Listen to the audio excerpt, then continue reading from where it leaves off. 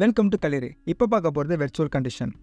Virtual கண்டிஷனை பற்றி ஒரு ஷார்ட் டர்மாக பார்த்துடலாம். இது மெயினாக ஹோல் அண்ட் ஷாஃப்டோட கனெக்ஷனை பேஸ் பண்ணி பார்க்குறது. அண்ட் மேக்ஸிமம் மெட்டீரியல் கண்டிஷன்லையும் லீஸ்ட் மெட்டீரியல் கண்டிஷனில் மட்டும்தான் இதை யூஸ் பண்ணுவாங்க. வேறு எந்த ஒரு மாடிஃபையர்லையும் இதை யூஸ் பண்ண மாட்டாங்க. பிகாஸ் அதுக்கு ஒரு ரீசன் இருக்குது. அதையும் நம்ம பார்த்துடலாம். ஓகே, ஃபஸ்ட்டு சிம்பிளாக ஒரு எக்ஸாம்பிள் படி பார்த்துடலாம். இது ஒரு ஷாஃப்ட், அதாவது இந்த போல்ட்டை தான் ஒரு ஷாஃப்டாக கன்சிடர் பண்ணிக்கோங்க.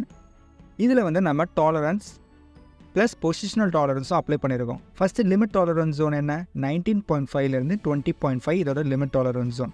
Next positional tolerance 1 mm. Okay, இப்போ இதோட வெர்ச்சுவல் கண்டிஷன்ஸ் எப்படி ஒர்க் ஆகுதுன்னு நம்ம பார்த்துடலாம். ஃபஸ்ட்டு என்னன்னு நான் சொல்லிவிட்டு நெக்ஸ்ட் அதை எப்படி ப்ளேஸ் பண்ணுறதுன்னு நான் சொல்கிறேன்.